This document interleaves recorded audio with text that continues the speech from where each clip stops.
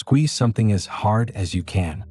A stress ball, a rolled towel, the armrest under your hand right now. That's the whole test. Doctors have started doing exactly this in checkups. A small device in your palm, one squeeze, one number on a screen. It's called a grip strength test, and on the surface, it measures exactly what it sounds like. Hand strength, arm strength compressed into a single squeeze. People who train more tend to score higher. People who don't score lower. That checks out. It reads like a report card for how much time you spend at the gym, nothing more. A strength stat filed next to your blood pressure and your weight.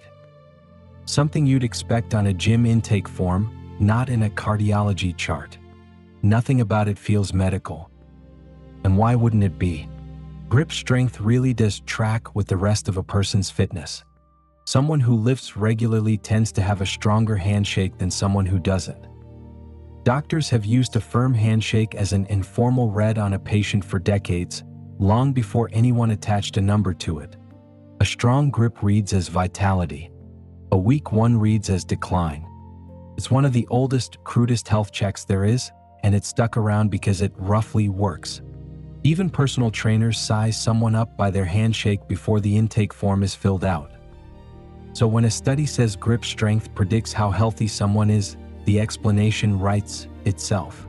Stronger people work out more. People who work out more sleep better, eat better, see a doctor more consistently. Grip strength isn't causing any of that. It's just riding along with a dozen better habits, catching credit it didn't earn. A stronger squeeze is what a healthier life happens to look like, measured at the hand.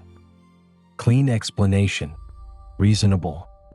And for one specific study, it falls apart.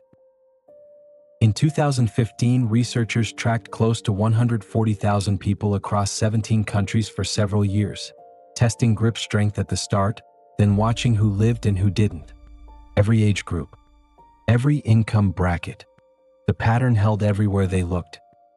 Grip strength predicted death better than blood pressure did. Not by a small margin.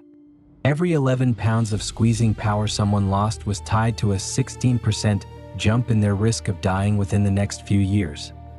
Worse odds than losing the same ground on the exact measurement doctors have used for decades to catch heart attacks and strokes before they happen. A general fitness stat outperforming a dedicated cardiovascular test. That's not what a rough proxy is supposed to do. Something else is being measured in that squeeze. Muscle was never just there to move things. It's the biggest processing plant in your body for the sugar sitting in your blood right now. Every time you eat something with carbohydrate in it, bread, fruit, a can of soda, that food becomes sugar in your bloodstream within the hour. And sugar sitting in the blood is a problem the body has to solve fast. Most people assume it just gets burned off. It doesn't work that way. Sugar has to be physically pulled out of the blood and moved into storage tissue by tissue. Picture the scan. Researchers have tracked exactly where a meal's worth of blood sugar actually goes, using a radioactive tracer that lights up wherever it lands. It doesn't light up the brain first. It doesn't light up fat first. Not even close. It lights up the long muscles down the arms and legs, brighter than anywhere else in the body by a wide margin. Roughly 4 out of every 5 grams of sugar clearing from the blood lands right there, inside muscle tissue within the hour. Not burned for fuel on the spot. Stored. Filed away for later the way a warehouse doesn't use what comes off the truck. It just gets it off the loading dock and out of the way. Muscle isn't just using the sugar. It's where most of it goes to get out of the blood in the first place. That doesn't happen on its own. Something has to unlock the door. After a meal, your body releases a hormone whose entire job is crowd control for blood sugar. It travels through your bloodstream until it reaches muscle tissue, and there, it does one very specific thing. It opens gates. Each muscle cell keeps a supply of these gates in reserve, tucked just under the surface, waiting. The hormone signal pulls them up to the membrane and holds them open, and sugar that was stuck in the blood a moment ago pours through into the cell, out of circulation. Here's the part almost nobody knows. The hormone isn't the only key. The muscle itself can pop those same gates open on its own the instant it contracts. No hormone required. Every rep, every step, another set of doors swinging open. More muscle tissue in a body means more of these gates exist, period. Not more effort in this exact moment. More standing infrastructure, built over months and years, sitting there whether you worked out today or not. A bigger warehouse. More loading docks. Doors that open two different ways instead of one. Which means two people can eat the exact same meal and end up with two completely different blood sugar readings an hour later, and the difference has nothing to do with what they ate. The person with more muscle tissue has more gates standing by. The sugar gets pulled out of the blood quickly, cleanly, and the reading barely moves. The person with less muscle has fewer gates. The same shipment of sugar arrives, and there's nowhere near enough capacity to receive it. It backs up. It lingers in the blood longer than it should, at a higher level than it should. Same meal. Same fork, same amount of sugar.